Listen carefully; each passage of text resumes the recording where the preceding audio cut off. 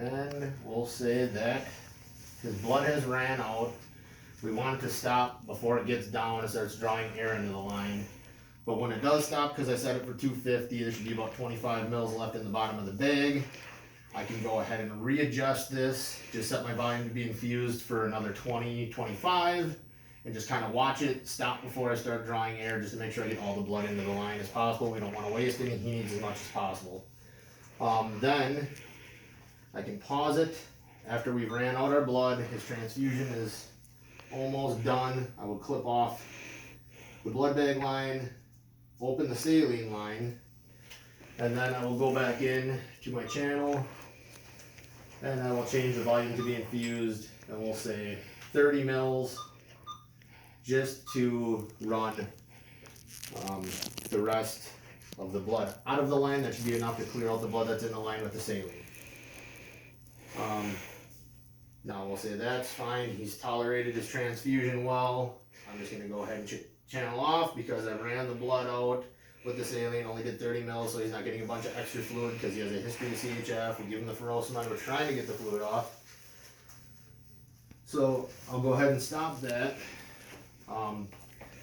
Can wash, sanitize my hands. I can take the blood tubing down. I'd want to put on gloves in case there is any on the tubing. The blood and blood tubing need to go into a red biohazard bag. Disconnect the lines. Whether there's a heparin flush, per facility protocol, I would want to reflush the line. You can go ahead and do that now. I have an extra flush here. So we'll say this was taken off, or I am taking off. We have another wipe here.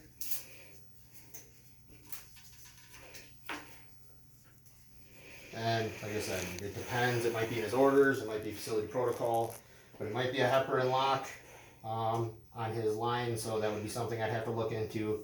And right now, today, though, we're just using the saline.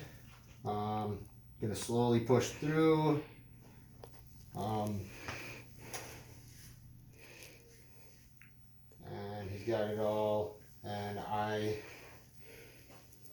flushed out the line with that. Ideally, if I had another flush sitting here, I would re-wipe and do the pulse method to pulse the line through. Again, because it is a PICC line, you always want to use the 1 mil pulse technique to get the line all cleared out. I don't have another flush here, but I'm verbalizing it now, so I would do that. Or I could have done it with that one, but I just figured it was better to flush through than I'd go through and pulse it out just to make sure it's all cleared. Patient has tolerated everything fine. He still has the pantoprazole running at 25 milliliters an hour. He's not having any transfusion reactions, and I would leave him in a position of comfort, hand him his call light, ask him if he has any more questions, clean up my mess. Like I said, discard the blood and the blood tubing in the biohazard, and if he has no more questions, I would wash my hands and leave the room. Oh, document. I need to document everything. I need to document my pantoprazole, the rate and amount that it was running at. I need to document my furosemide, the amount and the time it was given, the time that I started the pantoprazole. I need to document the start and stop time of the blood transfusion, how well it was tolerated, the blood numbers, vital signs, if there's any changes in his vitals, and I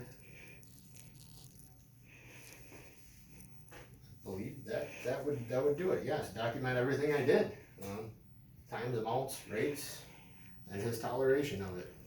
And now I'm done.